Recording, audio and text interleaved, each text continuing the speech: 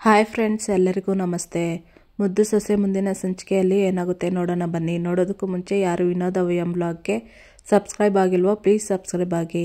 ಎಲ್ಲ ಕಂಡ್ಲ ಶಿವರಾಮ ನಮ್ಮ ಮನೆ ಗಂಟ ಬಂದು ನಿನ್ನ ಕಾರಲ್ಲಿ ಹಣ ಇಡಬೇಕಾದ್ರೆ ಅವರೆಂಥ ಮನೆ ಹಾಳರು ಇರಬೇಕು ಅಂತೀನಿ. ದಿಟ್ಟವಾಗ್ಲೂ ಅವರು ಉದ್ಧಾರ ಆಗಕ್ಕಿಲ್ಲ, ಹುಳ ಬಿದ್ದು ಸಾಯೋದೆ ಅಂತ ಅಜ್ಜಮ್ಮ ಅಂತಾಳೆ.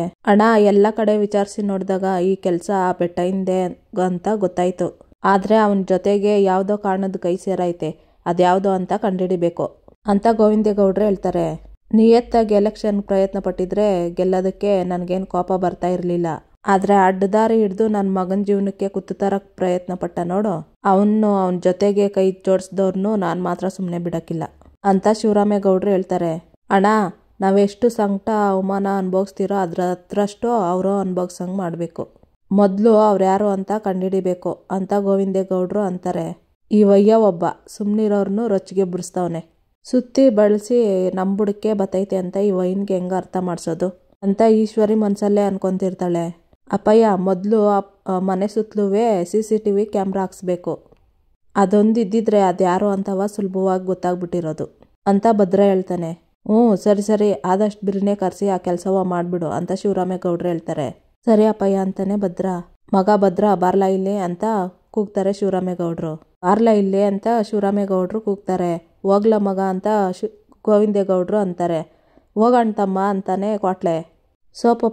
ಸೋಫಾದಲ್ಲಿ ಕುಳಿತಿದ್ದ ಶಿವರಾಮೇಗೌಡ ಕುಂತ್ಕೊಂಡ್ಲ ಅಂತ ಸ್ವಲ್ಪ ಜಾಗ ಬಿಡ್ತಾನೆ ಭದ್ರನ್ಗೆ. ಹಾಲ್ ಕೊಡ್ಲಾ ಇಲ್ಲೇ ಅಂತ ಕೇಳ್ತಾನೆ ಶಿವರಾಮೇಗೌಡ. ಪರವಾಗಿಲ್ಲ ಅಪ್ಪಯ್ಯ ಅಂತಾನೆ ಭದ್ರ. ಕೊಡ್ಲಾ ಇಲ್ಲೇ ಅಂತ ಹಾವು ಕಚ್ಚಿದ ಕಾಲ್ನ ತೊಡೆ ಮೇಲೆ ಇಡ್ಸ್ಕೊಂತಾನೆ ಶಿವರಾಮೇಗೌಡ. ಈ ಅಪ್ಪಯ್ಯನ ಎಲೆಕ್ಷನ್ ನಲ್ಲಿ ಗೆಲ್ಲಿಸ್ಬೇಕು ಅಂತ ಕಾರಣಕ್ಕೆ ನಿನ್ನ ಪ್ರಾಣನೇ ಪಣಕ್ಕೆ ಇಟ್ಟಿದ್ದ ಮಗನೆ. ನಿನ್ನಂತವನ್ನ ಮಗನಾಗಿ ಪಡೆಯೋದಕ್ಕೆ ನಾನು ಎಷ್ಟು ಜನ್ಮದ ಪುಣ್ಯ ಮಾಡಿದ್ನೋ ಕಣೆ. ನಿನ್ ಬಗ್ಗೆ ತಪ್ಪಾಗಿ ತಿಳ್ಕೊಂಡು ನಿನ್ ಶಾನೆ ನೋವು ಕೊಟ್ಬಿಟ್ಟೆ ಕಣ್ಲಾ ಅಂತ ಅಳ್ತಾ ಹೇಳ್ತಿರ್ತಾರೆ ಶಿವರಾಮೇಗೌಡ್ರು. ಇದೇನಪ್ಪಯ್ಯ ಮುಗ್ದೋಗಿರೋದ್ರ ಬಗ್ಗೆ ಚಿಂತೆ ಮಾಡ್ಕೊಂಡು? ಇದು ಬೇಸರ ಮಾಡ್ಕೊಳೋ ಟೈಮ್ ಅಲ್ಲ ಅಪ್ಪಯ್ಯ, ಖುಷಿಯಾಗಿರೋ ಸಮಯ, ಖುಷಿಯಾಗಿರೋ ಅಪ್ಪಯ್ಯ ಅಂತ ಭದ್ರ ಹೇಳ್ತಾನೆ. ಸರಿ ಬಿಡು ಮಗ, ನೀನು ಹೇಳಿದ್ಮೇಕೆ ನಾನು ಖುಷಿಯಾಗೇ ಇರ್ತೀನಿ ಅಂತ ಶಿವರಾಮೇಗೌಡ್ರು ಹೇಳ್ತಾರೆ.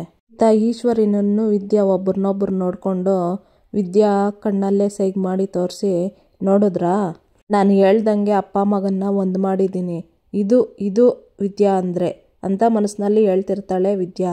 ಲೇ 3 ಅಡಿ ಇವತ್ತು ಮೆರಿತಾ ಇದೆಯಲ್ವಾ, ಮೇರಿ ಅಂತ ಈಶ್ವರಿ ಅವಳ ಮುಖ ನೋಡಿ ವಿದ್ಯಾ ಮುಖನ ಹೇಳ್ಕೊಂತಿರ್ತಾಳೆ ಮನಸ್ಸಿನಲ್ಲಿ. ಇತ್ತ ಭದ್ರ ತುಂಬ ಖುಷಿಯಿಂದ ಇತ್ತಿಂದ ಅತ್ತ ರೂಮಲ್ಲಿ ಓಡಾಡ್ತಾ ಇರ್ತಾನೆ. ಅಣ್ತಮ್ಮ ಅನ್ಕೊಂಡು ಕ್ವಾಟ್ಲೆ ಬರ್ತಾನೆ. ಕ್ವಾಟ್ಲೆನ ಎತ್ಕೊಂಡು ತಿರುಗಿಸ್ತಾ ಇರ್ತಾನೆ ಭದ್ರ. ಅಣ್ತಮ್ಮ ಇಳಿಸು ಅಣ್ತಮ್ಮ ಅಂತ ಕಿರ್ಸ್ಕೊಂತಿರ್ತಾನೆ ಕ್ವಾಟ್ಲೆ. ನಂತರ ಇಳಿಸಿ ಒಂದು ಹಣೆಗೆ ಮುತ್ಕೊಡ್ತಾನೆ ಭದ್ರ ಕ್ವಾಟ್ಲೆಗೆ. ತಮ್ಮ ಯಾವ ಖುಷಿಗೆ ನನ್ನ ಎತ್ಕೊಂಡು ತಿರುಗಿಸ್ದೋ, ಇನ್ನ ತಲೆಗಿರ್ರ ಅನ್ನೋದು ನಿಂತಿಲ್ಲ ಅಂತ ತಲೆ ಹಿಡ್ಕೊಂಡು ಹೇಳ್ತಿರ್ತಾನೆ ಕ್ವಾಟ್ಲೆ. ಲೇ ಕ್ವಾಟ್ಲೆ ಅನ್ಕೊಂಡು ಕೆನ್ನೆಗೊಂದು ಮುತ್ಕೊಟ್ಟು ಕ್ವಾಟ್ಲೆಗೆ ನನ್ಗೆ ಆಗ್ತಾ ಇರೋ ಖುಷಿಗೆ ಆಕಾಶದಲ್ಲಿ ಹಾರಾಡ್ಬೇಕು ಅನ್ನಿಸ್ತೈತೆ. ಲೇ ಅಪ್ಪಯ್ಯ, ನನ್ನ ಕ್ಷಮಿಸ್ಬಿಟ್ರು ಕಣ್ಲ. ಬಾಯಿ ತುಂಬಾ ಪ್ರೀತಿಯಿಂದ ಭದ್ರ ಅಂತ ಕರೆದ್ರು ಕಣ್ಲ. ಇದಕ್ಕಿಂತ ಇನ್ನೇನ್ಲ ಬೇಕೋ? ಆ ಸಂತೋಷಕ್ಕೆ ದಿಟ್ವಾಗ್ಲು ಕಣ್ಲ ಶಾನೆ ಖುಷಿ ಆಯ್ತೈತೆ ಅಂತ ಭದ್ರ ಹೇಳ್ತಾನೆ. ನೋಡು ಅಣ್ತಮ್ಮ, ಎಲ್ಲಿ ಪ್ರೀತಿ ಇರ್ತೈತೋ ಅಲ್ಲೇ ಜಾಸ್ತಿ ಕೋಪನೂ ಇರ್ತೈತೆ. ಒಂದ್ ತಿಳ್ಕೊಬಿಡು ಹೇಳ್ತೀನಿ, ಒಬ್ಬ ಮನುಷ್ಯ ದ್ವೇಷನ್ ಬೇಕಾದ್ರೆ ಮುಚ್ಚಿಟ್ಕೊಂಡು ಬದುಕ್ಬೋದು, ಆದ್ರೆ ಈ ಪ್ರೀತಿ ಅನ್ನೋದು ಅದಲ್ಲ, ಅದನ್ನ ಬಚ್ಚಿಟ್ಕೊಳಕ್ ಆಗಕ್ಕಿಲ್ಲ ಅಂತ ಕ್ವಾಟ್ಲೆ ಹೇಳ್ತಾನೆ. ಕ್ವಾಟ್ಲೆ ನನ್ಗಾಗ್ತಾ ಇರೋ ಖುಷಿಗೆ ಅಂತ ಒಂದ್ ಮುತ್ಕೊಡ್ತಾನೆ. ಮುತ್ಕೊಟ್ಬಿಟ್ಟು ಹೇಳ್ತಾನೆ ಮೇಲಕ್ಕೆ, ಭದ್ರ ಅಣ್ತಮ್ಮ ಅಂತ ನಗ್ತಿರ್ತಾನೆ ಕ್ವಾಟ್ಲೆ. ಆದಷ್ಟು ಬಿರಿನೇ ನೀನು ಮಾವಯ್ಯ ಅತ್ಗೆಮ್ಮನ್ನ ಕ್ಷಮಿಸಿ ಇಬ್ರು ಹಿಂಗೆ ಸಂತೋಷವಾಗಿದ್ಬಿಟ್ರೆ ನನ್ಗಟ್ಟೆ ಸಾಕು ಅಂತ ಮನ್ಸಿನಲ್ಲಿ ಹೇಳ್ಕೊಂತಿರ್ತಾನೆ ಕ್ವಾಟ್ಲೆ. ಅಣ್ತಮ್ಮ, ಈ ನಿನ್ ಮುಖದಲ್ಲಿ ನಗು, ಸಂತೋಷ, ಖುಷಿನ ನೋಡಿ ಎಷ್ಟೋ ದಿನ ಆಗಿತ್ತು. ದಿಟ ಹೇಳ್ತಾ ಇದ್ದೀನಿ ಅಣ್ತಮ್ಮ, ಇವತ್ತು ಈ ಅಟ್ಟಿಗೆ ಕಳೆ ಬಂತು ನೋಡು ಅಂತ ಕ್ವಾಟ್ಲೆ ಹೇಳ್ತಾನೆ. ಲೇ ಕ್ವಾಟ್ಲೆ, ಸ್ವರ್ಗನೇ ನನ್ನ ಕೈಲಿ ಅದೇ ಅನ್ನಿಸ್ತೈತೆ ಕಣ್ಲಾ ಅಂತ ಭದ್ರ ಹೇಳ್ತಾನೆ. ವಿದ್ಯಾ ಬಂದು ಬಾಗ್ಲಲ್ಲಿ ರೂಮ್ ಬಾಗ್ಲು ತಟ್ತಿರ್ತಾಳೆ. ನೋಡ್ಲಾ ಯಾರು ಅಂತ ಭದ್ರ ಹೇಳ್ತಾನೆ ಕ್ವಾಟ್ಲೆಗೆ. ಕ್ವಾಟ್ಲ ಹೋಗಿ ರೂಮ್ ಬಾಗ್ಲು ತೆಗಿತಾನೆ. ಬನ್ನಿ ಅಂತ ಬಂದರೋ ತಾನ ಅಂತಿರ್ತಾನೆ ಕ್ವಾಟ್ಲೆ. ವಿದ್ಯಾ ಹಾವು ಕಚ್ಚಿರೋ ಜಾಗನ ಕ್ಲೀನ್ ಮಾಡಿ ಬ್ಯಾಂಡೇಜ್ ಕಟ್ಟೋದಕ್ಕಂತ ಔಷಧಿ ಹಿಡ್ಕೊಂಡು ಬಂದಿರ್ತಾಳೆ.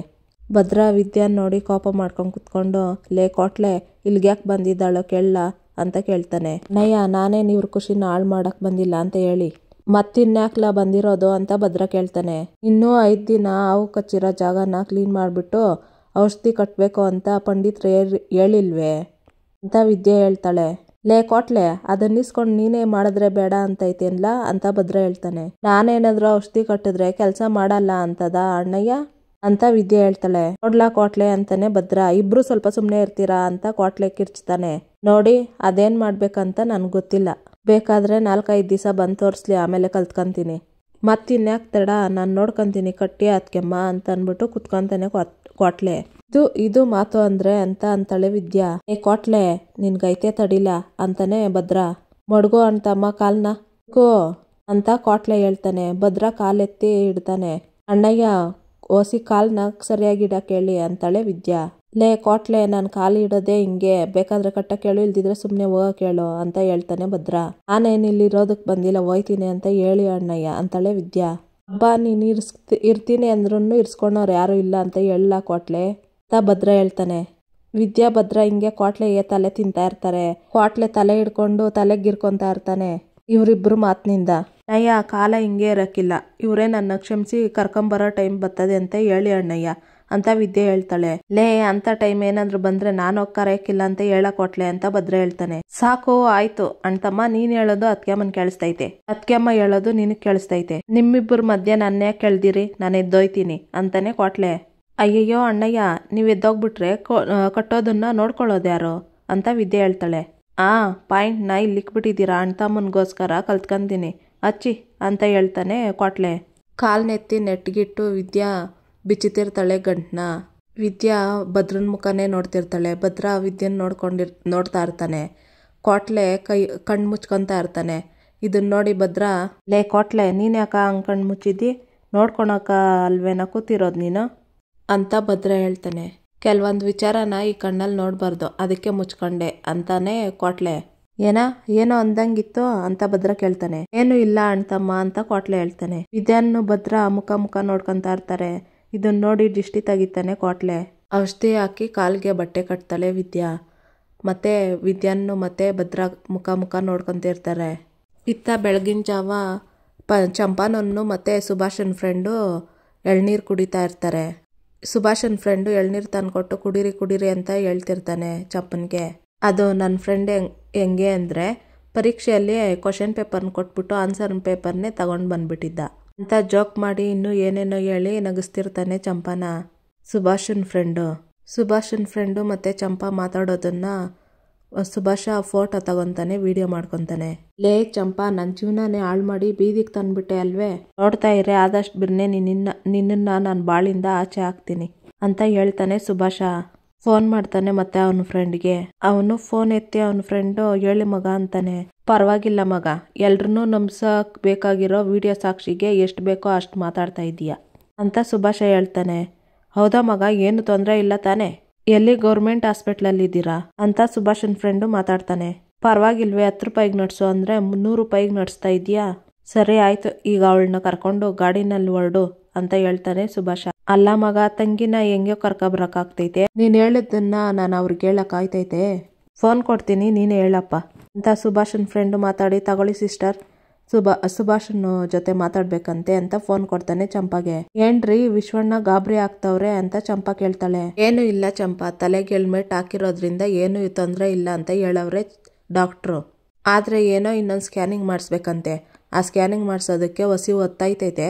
ನೀನೊಂದು ಕೆಲಸ ಮಾಡು ಚಂಪಾ, ವಿಷ್ಣು ಕುಟೆ ಇಲ್ಲಿಗೆ ಬಂದ್ಬಿಡು, ಆಮೇಲೆ ಇಬ್ರು ಜೊತೆಲಿ ಹೋದ್ರೆ ಆಯ್ತು ಅಂತ ಸುಭಾಷ ಹೇಳ್ತಾನೆ.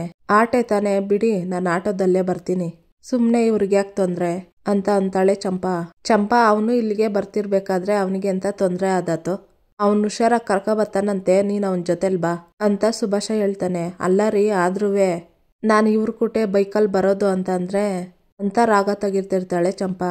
ನಾನ್ ನಿನ್ ಗಂಡನೇ ಹೇಳ್ತೀನಿ ಅನ್ಮೇಕೆ ಏನು ತೊಂದರೆ ಆಗಲ್ಲ, ನೀನ್ ಬಾ ನಾನು ಹೇಳ್ತೀನಿ, ಹೊಸಿ ಫೋನ್ ಅವನಿಗೆ ಕೊಡು ಅಂತ ಸುಭಾಷ ಹೇಳ್ತಾನೆ.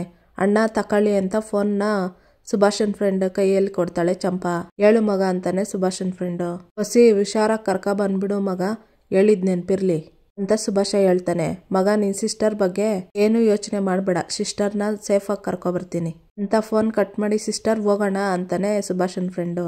ಇತ್ತ ಚಂಪಾ ಯೋಚನೆ ಮಾಡ್ಕೊಂಡು ಅದು ಅಣ್ಣ ಅಂತಿರ್ತಾಳೆ. ನೋಡಿ ಸಿಸ್ಟರ್, ನೀವೇನು ಯೋಚನೆ ಮಾಡಬೇಡಿ, ನಾನು ನಿನ್ನ ಸ್ವಂತ ಅಣ್ಣ ಅಂದ್ಕೊಂಡು ನನ್ನ ಜೊತೆ ಬನ್ನಿ ಹೇಳಿ ಬೈಕ್ ಮೇಲೆ ಕುತ್ಕೊತಾನೆ ಸುಭಾಷನ್ ಫ್ರೆಂಡು. ಯೋಚನೆ ಮಾಡ್ಕೊಂಡು ನಿಂತಿರ್ತಾಳೆ ಚಂಪಾ. ಯಾಕೆ ಸಿಸ್ಟರ್ ಅಣ್ಣನ ಕುಟೆ ಬರೋದಕ್ಕೆ ಇಷ್ಟೊಂದು ಯೋಚನೆ ಮಾಡ್ತಿದ್ದೀರಾ ಅಂತ ಸುಭಾಷನ್ ಫ್ರೆಂಡು ಹೇಳ್ತಾನೆ. ಹಂಗೇನು ಇಲ್ಲಣ್ಣ ಅಂತ ಹೋಗಿ ಹತ್ಕೊಂಡು ಕುತ್ಕೊತಾಳೆ ಚಂಪಾ. ಬೈಕಲ್ಲಿ ಹೋಗೋದನ್ನ ವಿಡಿಯೋ ಮಾಡಿಕೊಂಡು ಫೋಟೋ ತಗೊತಾನೆ ಸುಭಾಷ. ವಿದ್ಯಾ ಸೊಪ್ಪು ಬಿಡ್ಸ್ಕೊಂಡು ಕೂತಿರ್ತಾಳೆ. ವಿದ್ಯಾ ತಂಗಿ ಫೋನ್ ಮಾಡ್ತಾಳೆ ವಿದ್ಯಾಗೆ. ಫೋನ್ ಆನ್ ಮಾಡಿ ಹೇಳು ಸರು ಅಂತಾಳೆ ವಿದ್ಯಾ. ಹೆಂಗಿದೀಯಾ ಅಂತಾಳೆ ಸರು. ನೀನು ಹೆಂಗಿದೀಯಾ ಅಂತಾಳೆ ವಿದ್ಯಾ.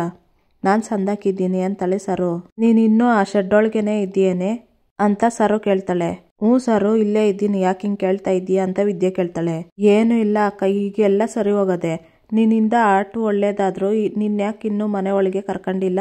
ಈಗಲಾದ್ರೂ ಅವರು ಹಟ್ಟಿ ಒಳಗಡೆ ಸೇರ್ಸ್ಕೋಬೇಕು ತಾನೆ ಅಂತ ಸರು ಹೇಳ್ತಾಳೆ. ಸರು ಒಂದ್ ಚಿಕ್ಕ ಗಾಯ ಆದ್ರೇನೆ ವಾಸಿ ಆಗೋಕ್ಕೆ ಟೈಮ್ ತಗಂತದೆ. ಅಂಥದ್ರಲ್ಲಿ ಇದು ಮನ್ಸ್ ಮೇಲೆ ಆಗಿರೋ ಗಾಯ ಸರು. ಹೊಸಿ ಟೈಮ್ ತಗಂತದೆ. ಕಾಲ ಬಂದಾಗ ಎಲ್ಲ ಸರಿ ಹೋಗ್ತದೆ ಬಿಡು. ಇಲ್ಲಿ ಬದುಕೋದಕ್ಕೆ ನನ್ಗೇನು ಕಷ್ಟ ಇಲ್ಲ ಸರು ಅಂತ ವಿದ್ಯೆ ಹೇಳ್ತಾಳೆ. ಆಯ್ತು ಆ ವಿಷಯ ಬಿಡು, ನಾನು ನಿನ್ಗೆ ಒಂದು ಮುಖ್ಯವಾದ ವಿಷಯ ಹೇಳ್ಬೇಕು ಅಂತ ಫೋನ್ ಮಾಡಿದೆ ಅಂತಾಳೆ ಸರು. ಏನ್ ಸರು ಅದು ಅಂತಾಳೆ ವಿದ್ಯಾ. ಅದೇ ಅಕ್ಕ, ನೀನು PUC ಎಕ್ಸಾಮ್ ಬರೆಯೋದಕ್ಕೆ ಹಾಲ್ ಟಿಕೆಟ್ ಬೆಂಗಳೂರಿಗೆ ಹೋಗಿ ತಂದಿದೀಯಲ್ಲ, ಅದರ ಸಪ್ಲಿಮೆಂಟ್ರಿ ಎಕ್ಸಾಮು ಮುಂದಿನ ತಿಂಗಳು 3ನೇ ತಾರೀಕಿನಿಂದ ಇದೆಯಂತೆ ಅಂತ ಪೇಪರಲ್ಲಿ ಕೊಟ್ಟಿದ್ದಾರೆ ಅಂತ ಸರು ಹೇಳ್ತಾಳೆ. ಹೌದಾ ಸರು ಅಂತ ವಿದ್ಯೆ ಹೇಳ್ತಾಳೆ. ಹೌದು ಅಕ್ಕ, ಅದನ್ನೇ ಹೇಳೋಣ ಅಂತ ನಿನಗೆ ಫೋನ್ ಮಾಡಿದೆ. ಆಮೇಲೆ ಪುಸ್ತಕನೆಲ್ಲ ಸುಟ್ಟಾಕಿದ್ರು ಅಂತ ಹೇಳ್ತಿದ್ಯಲ್ಲ, ಹಾಲ್ ಟಿಕೆಟ್ನ ಜೋಪಾನವಾಗಿ ಮಾಡ್ಕೊಂಡಿದ್ಯಾ ತಾನೇ ಅಂತ ಸರು ಕೇಳ್ತಾಳೆ. ಹ್ಞೂ ಸರು, ಹೆಂಗೋ ಮಾಡಿ ಅದೊಂದನ್ನ ಜೋಪಾನ ಮಾಡಿಟ್ಟಿವ್ನಿ ಅಂತ ವಿದ್ಯೆ ಹೇಳ್ತಾಳೆ. ಎಲ್ಲ ಸರಿಯಾಗಿದ್ದಿದ್ರೆ ಭಾವನೆ ನಿನ್ನ ಕರ್ಕೊಂಡೋಗಿ ಯಾರಿಗೂ ಗೊತ್ತಾಗ್ದಿದ್ದಂಗೆ ಎಕ್ಸಾಮ್ ಬರ್ಸಿರೋರು. ಆದ್ರೆ ಈಗ ನಿನ್ ಕೂಟೆ ಭಾವ ಮಾತಾಡ್ತಾ ಇಲ್ಲಲ್ಲ, ಏನ್ ಮಾಡ್ತೀಯಾ ಅಂತ ಕೇಳ್ತಾಳೆ ಸರು. ಸರು ಈಗಿರೋ ಪರಿಸ್ಥಿತಿನಲ್ಲಿ ಏನ್ ಮಾಡ್ಬೇಕು ಅಂತ ಗೊತ್ತಾಗ್ತಾ ಇಲ್ಲ, ಯೋಚನೆ ಮಾಡ್ತೀನಿ ಸರು ಅಂತ ವಿದ್ಯೆ ಹೇಳ್ತಾಳೆ. ಅಕ್ಕ, ನೀನು ಇಷ್ಟೆಲ್ಲ ಕಷ್ಟಪಟ್ಟು ಓದಿದ್ದು, ಬೆಂಗಳೂರಿಗೆ ಹೋಗಿ ಹಾಲ್ ಟಿಕೆಟ್ ಕೊಡ್ಸಿದ್ದು ಭಾವ ನಿಂಗೆ, ನೀನ್ ಡಾಕ್ಟರ್ ಆಗ್ಬೇಕು ಅಂತಲ್ವೇ? ಹೆಂಗಾದ್ರೂ ಮಾಡಿ ಈ ಎಕ್ಸಾಮ್ ಬರ್ದ್ಬಿಡೆ ಅಕ್ಕ ಅಂತ ಸರು ಕೇಳ್ತಾಳೆ. ದಿಟ ಸರು, ನನ್ಗೋಸ್ಕರ ಅಲ್ದ್ರೂ ನಮ್ಮ ಗೌಡ್ರಿಗೋಸ್ಕರ ಎಕ್ಸಾಮ್ ಬರೀಬೇಕು ಅನಿಸ್ತೈತೆ ಅಂತ ವಿದ್ಯೆ ಹೇಳ್ತಾಳೆ. ಅದಕ್ಕೆ ಹೇಳ್ತೀವ್ನಿ, ಹೆಂಗಾದ್ರೂ ಮಾಡಿ ಪರೀಕ್ಷೆ ಬರೆಯೋದಕ್ಕೆ ಪ್ರಯತ್ನ ಮಾಡು, ಖಂಡಿತವಾಗಿಯೂ ನೀನ್ ಡಾಕ್ಟರ್ ಆಗೇ ಆಗ್ತೀಯಾ ಅಂತ ಸರು ಹೇಳ್ತಾಳೆ. ಆಯ್ತು ಸರು, ಬರೀತೀನಿ ಅಂತ ವಿದ್ಯೆ ಹೇಳ್ತಾಳೆ. ನಾನು ಫೋನ್ ಇಡ್ತೀನಿ ಅಂತ ಸರು ಹೇಳ್ತಾಳೆ. ಆಯ್ತು ಹುಷಾರು, ಎಲ್ರನ್ನೂ ಕೇಳ್ದೆ ಅಂತ ಹೇಳು ಅಂತ ವಿದ್ಯೆ ಹೇಳ್ತಾಳೆ. ಫೋನ್ ಕಟ್ ಮಾಡಿ ವಿದ್ಯಾ, ಅಲ್ಲ ನಾನು ಇವಾಗ ಏನಾದ್ರೂ ಗೌಡ್ರತ್ತವ ಹೋಗಿ ಪರೀಕ್ಷೆ ಬಗ್ಗೆ ಮಾತಾಡಿದ್ರೆ ಅವ್ರು ಖಂಡಿತವಾಗ್ಲೂ ಕೋಪ ಮಾಡ್ಕೊಂತಾರೆ. ಹಾಗಂತ ಸುಮ್ಮನೆ ಇರೋದಕ್ಕಾಗಕ್ಕಿಲ್ಲ, ಹೆಂಗಾರ ಮಾಡಿ ಪರೀಕ್ಷೆ ಬರೀಲೇಬೇಕು. ಏನ್ ಮಾಡ್ಲಿ ಅಂತ ಅನ್ಕೊಂತಿರ್ತಾಳೆ ವಿದ್ಯಾ. ಚಿತ್ರಾನು ಈಶ್ವರಿ, ಏನವ್ವ ಇದು, ನೀನು ಎಷ್ಟೆಲ್ಲ ಪ್ರಯತ್ನ ಪಟ್ಟೆ ದೊಡ್ಡಪ್ಪನ ಗೆಲ್ಬಾರ್ದು ಅಂತ, ಆದ್ರೂ ಒಂದು ಕೈಗೂಡ್ಲಿಲ್ಲ. ಈಗ ನೋಡಿದ್ರೆ ಊರು ತುಂಬಾ ಅವರೇ ಗೆಲ್ತಾರೆ ಅಂತ ರೆಕ್ಕ ಪುಕ್ಕ ಕಟ್ಕೊಂಡು ಹಾರಾಡ್ತಾವ್ರೆ ಅಂತ ಚಿತ್ರ ಹೇಳ್ತಾಳೆ. ಬಂದಿರೋ ಆಪಾದನೆನೆಲ್ಲ ಸುಳ್ಳು ಮಾಡಿ ಅವ್ರ ಜೊತೆಗೆ ನಿಂತ್ಕೊಂಡ್ಲು ಈ 3 ಅಡಿ. ಕೋಟಾ ನೋಟು ವಿಷಯಕ್ಕೆ ಜೈಲ್ ಸೇರ್ಬೇಕಾಗಿದ್ದು ಶಿವರಾಮೇಗೌಡನು ಅವನ್ ಪ್ರಾಣನೇ ಪಣಕ್ಕಿಟ್ಟು ಕಾಪಾಡ್ದ ಭದ್ರ. ನನಗೆ ಅವನು ಎಲೆಕ್ಷನ್ ಅಲ್ಲಿ ಗೆದ್ಬಿಡ್ತಾನೆ ಅಂತ ನೋವಿಲ್ಲ ಕಣೆ. ಅವಳು ನನ್ ಮುಂದೆ ನಿಂತ್ಕೊಂಡು ಸವಾಲ್ ಹಾಕ್ದಂಗೆ ಅಪ್ಪ ಮಗನ್ನ ಒಂದು ಮಾಡಿದ್ಲು ಅನ್ನೋ ಕೋಪ ಜಾಸ್ತಿ ಅದೇ. ಅಲ್ಲ ಚಿತ್ರ, ನನ್ನ ಮಗನ್ನ ಕೆಟ್ಟವನು ಅಂತ ಮಾಡಿ ಅವ್ರ ಮುಂದ್ಗುಟ್ಟೆ ನನ್ನ ಮಗನ್ನ ಬೀದಿ ಬೀಳಂಗ್ ಮಾಡ್ಬಿಟ್ಲಲ್ಲೇ ಅಂತ ಈಶ್ವರಿ ಹೇಳ್ತಾಳೆ. ಅವಳು ಅಂದ್ಕೊಂಡಿದ್ದೆಲ್ಲ ನಮ್ಮ ಎದುರಿಗೆ ನಿಂತು ಸಾಧಿಸ್ಕೊಂತಾವಳೆ ಅಂತ ಚಿತ್ರ ಹೇಳ್ತಾಳೆ. ಮದ್ವೆ ಮಾಡ್ಕೊಂಡು ಕರ್ಕ ಬಂದ್ರೆ ನಾನ್ ಹೇಳ್ದಂಗೆ ಕೇಳ್ಕೊಂಡು ನನ್ನ ಕಾಲ್ ಕೆಳಗಡೆ ಬಿದ್ದಿರ್ತಾಳೆ ಅಂತ ಅನ್ಕೊಂಡೆ. ಸತ್ಯವ ಮುಚ್ಚಿಟ್ಟು ಅವಳು ತಾಳಿ ಬಗ್ಗೆ ಕೊಡ್ಸಿ ನನ್ನ ತಲೆ ಮೇಲೆ ನಾನೇ ಚಪ್ಪಟಿ ಕಲ್ಲು ಹೇಳ್ಕೊಬಿಟ್ಟೆ. ಇವಾಗ ನೋಡಿದ್ರೆ ಕಾಲಿಗೆ ಸುತ್ಕೊಂಡಿರೋ ಬಳ್ಳಿ ಹಂಗೆ ಹೆಜ್ಜೆ ಹೆಜ್ಜೆಗೂ ನನ್ನ ಬೀಳಿಸ್ತಾವಳೆ ಅಂತ ಈಶ್ವರಿ ಹೇಳ್ತಾಳೆ. ನೋಡಕ್ ಮಾತ್ರ ಹಳೆ ಸೀರೆ ಉಟ್ಕೊಂಡು ಶೆಡ್ ಒಳಗೆ ಇದ್ರುವೆ ಜನರ ದೃಷ್ಟಿಯಲ್ಲಿ ನಮ್ಮ ಹಟ್ಟಿ ಒಳಗೆ ನಮ್ಗಿಂತಲೂ ಮೇಲೆ ಅವಳೆ ಕಣವ್ವ ಅಂತ ಚಿತ್ರ ಹೇಳ್ತಾಳೆ. ಅತ್ಗೆ ಅನ್ಕೊಂಡು ಅಲ್ಲಿಗೆ ಸಾವಿತ್ರಿ ಬರ್ತಾಳೆ. ಜೊತೆಲಿ ವಿನಂತ್ ಇನ್ನೂ ಬರ್ತಾಳೆ. ಅತ್ಗೆ, ನಿಮ್ಗೆ ವಿದ್ಯೆ ಮೇಲೆ ಕತ್ಗಾನ ಕೋಪ ಇದೆ ಅಂತ ನನ್ಗೆ ಗೊತ್ತು, ನೀವಿಬ್ರು ಅವಳ ಬಗ್ಗೆನೆ ಮಾತಾಡ್ತಾ ಇದ್ರಿ ಅಲ್ವಾ ಅಂತ ಸಾವಿತ್ರಿ ಹೇಳ್ತಾಳೆ. ಈಗ್ಲೇ ಇಷ್ಟು ಮೆರಿತಾವಳೆ, ಏನಾದ್ರೂ ಅವಳು ಹೊಟ್ಟೆಲಿ ಈ ವಂಶದ ಕುಡಿ ಹುಟ್ಟಿತು ಅನ್ಕೊಳ್ಳಿ, ಅಲ್ಲಿಗೆ ನಮ್ಮ ಕತೆ ಮುಗೀತು. ಅದಕ್ಕೆ ಯಾವುದೇ ಕಾರಣಕ್ಕೂ ಅವಳು ಹೊಟ್ಟೆಯಲ್ಲಿರೋ ಪಿಂಡ ಈ ಭೂಮಿ ಮೇಲೆ ಬರೋದಕ್ಕೆ ನಾವು ಬಿಡಬಾರ್ದು ಅಂತ ವಿನಂತಿ ಹೇಳ್ತಾಳೆ. ಆ ಮಗ ಹೊಟ್ಟೆಯಲ್ಲೇ ನಂಜೋಗ್ಲಿ ಅಂತ ನಾಟಿ ಔಷಧಿ ಕುಡಿಸಿ ಏನೇನೋ ಪ್ರಯತ್ನ ಮಾಡಿದ್ವಿ, ಆದ್ರೆ ಯಾವುದೂ ಫಲ ಕೊಡ್ಲಿಲ್ಲ ಅಂತ ಸಾವಿತ್ರಿ ಹೇಳ್ತಾಳೆ. ನೀವ್ ಹೇಳ್ತಾ ಇರೋದು ಸತ್ಯ ಸಾವಿತ್ರಿ. ಅವಳೇನಾದ್ರೂ ಮಗುನ ಎತ್ಬಿಟ್ಲು ಅಂತಂದ್ರೆ ಈ ಹಟ್ಟಿ ಒಳಕ್ ಬರೋದು ಶಾನೆ ಸುಲಭ ಆಗುತ್ತದೆ. ಅದಕ್ಕೆ ನಾವು ಅವಕಾಶ ಮಾಡಿಕೊಡ್ಬಾರ್ದು. ಅವಳು ಹೊಟ್ಟೆಯಲ್ಲಿರೋ ಮಗ ಪ್ರಪಂಚ ನೋಡೋದಕ್ ಮುಂಚೆನೆ ಅವಳು ಹೊಟ್ಟೆನಾಗೆ ಇರೋ ಮಗು ಕತೆ ಮುಗಿಸ್ಬಿಡ್ಬೇಕು ಅಂತ ಈಶ್ವರಿ ಹೇಳ್ತಾಳೆ. ಇಲ್ಲಿಗೆ ಈ ಸಂಚಿಕೆ ಮುಕ್ತಾಯ ಆಗುತ್ತೆ. ಇನ್ನು ಯಾರು ವಿನೋದ ವೈಎಂ ವ್ಲಾಗ್ಗೆ ಸಬ್ಸ್ಕ್ರೈಬ್ ಆಗಿಲ್ವೋ ಪ್ಲೀಸ್ ಸಬ್ಸ್ಕ್ರೈಬ್ ಆಗಿ. ವಿಡಿಯೋ ನೋಡಿದ್ದಕ್ಕಾಗಿ ಎಲ್ಲರಿಗೂ ಧನ್ಯವಾದಗಳು.